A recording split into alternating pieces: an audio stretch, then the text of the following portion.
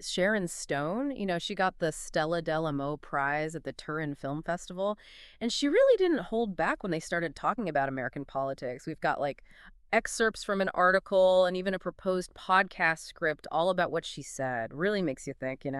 So Stone's on stage with Angelina Jolie and just comes out and says the US is in its ignorant and arrogant adolescence politically. Wow, right. Today, let's try to figure that out. What did she mean by comparing America to like a teenager? And what does her perspective tell us about how American democracy is doing right now? I mean, here she is, this American actress speaking to the whole world. It's so interesting she used that word adolescence, isn't it? Makes you think of immaturity and not really being aware of things, which kind of comes with that age. Yeah, totally. And Stone didn't just stop at that comparison. She goes on to say a lot of Americans are like uneducated when it comes to what's happening in the world. She even brought up that 80% of Americans don't have passports. That statistic, at first it might seem kind of out of place, but it actually connects to some pretty interesting stuff. Like, if you compare how many people have passports in different countries, you start to see this pattern with education levels and how much money people make. The countries where more people have passports tend to have better schools, and people generally have a higher quality of life. So Stone's comment, even if it ruffles some feathers, it might actually be pointing to a deeper issue about economics in America. That's a really good point. It's not just about traveling. It's about like having opportunities, being exposed to different cultures, different ways of life. Exactly. And Stone thinks that this lack of awareness about the world, it might have even played a part in Trump's reelection. She respects the results of the election, of course, but she's worried that when people don't understand global issues, they might be more likely to believe in those kind of simple solutions that populists offer. So it's like she's saying if people had a wider view of the world, they might make better decisions when they vote. Precisely. And that takes us right back to her adolescent metaphor. Think about it. Teenagers, they're often impulsive. They feel invincible, and they don't really grasp the consequences of their actions. Does any of that sound familiar when we think about what's going on politically in America right now? I see what you mean. Definitely feels like things are really divided and nobody wants to compromise. And maybe there's a tendency to just focus on what we want right now instead of thinking about long-term plans. Exactly. And those are all things we see in how teenagers act.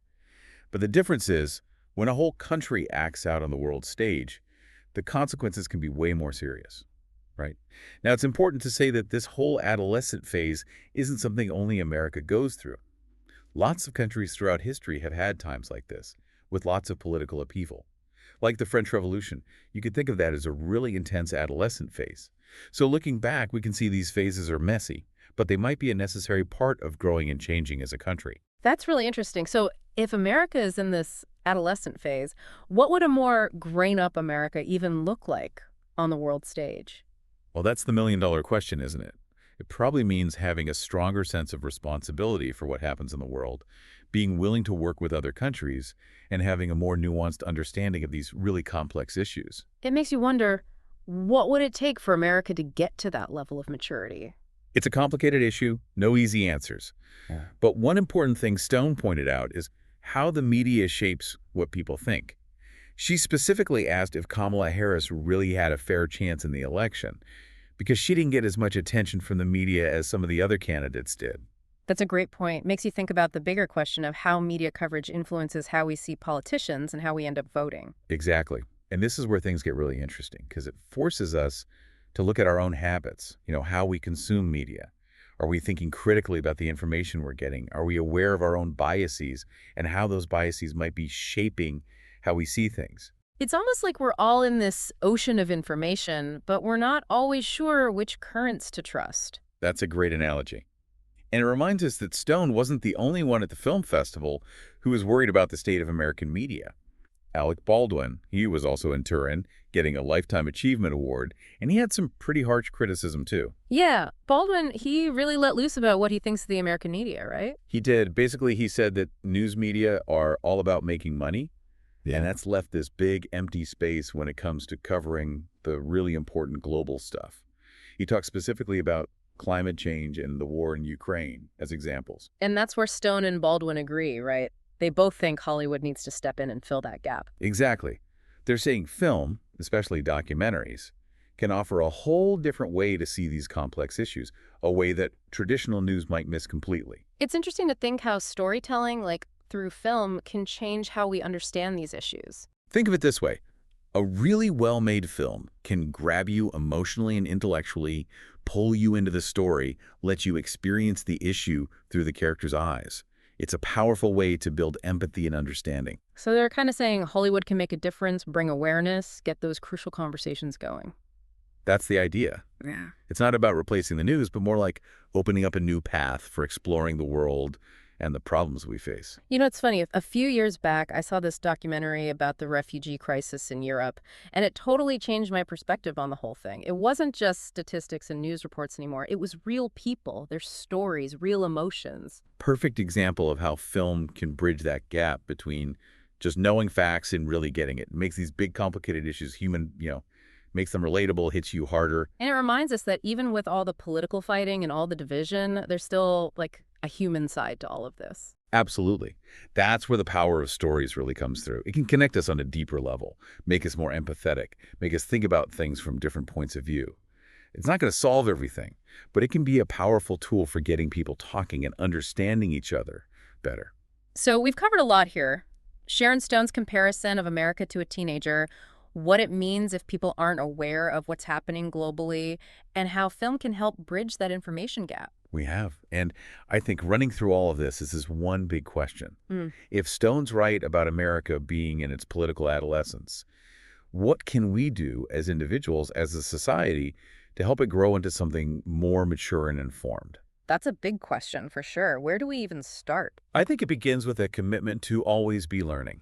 Not just like formal education, but always looking for new information, questioning what we think we know, and having thoughtful conversations. So it's about being curious, thinking critically, right?